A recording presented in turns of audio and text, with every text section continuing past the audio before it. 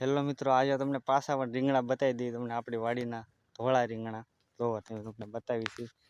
તો ઉગવાના ચાલુ થઈ ગયા છે. જે ફૂલ તો બહુ છે, 4-5 જ રીંગણી જો 5-4 જ રીંગણી છે, પણ રીંગણા ખૂટતા જ નથી. આપણે ઘર પૂરતા થઈ જાય છે, કે દુકાનેથી લેવા ન પડતા. જોવાથી જુઓ ધોળા રીંગણા છે બધા. જો ફાલ પણ બહુ આવ્યો છે. જોવાથી રીંગણા પણ આપણે વધારે છે. જો તમને આ રીંગણીમાં તમને બતાવું, રીંગણા ખૂટતા જ નથી. આપણે ફાલને એવા કરે છે, ન કરો કેટલી વાર આપણે ખાઈ લીધા છે. આપણે શેરીમાં પણ અમુકને દેવી કરે.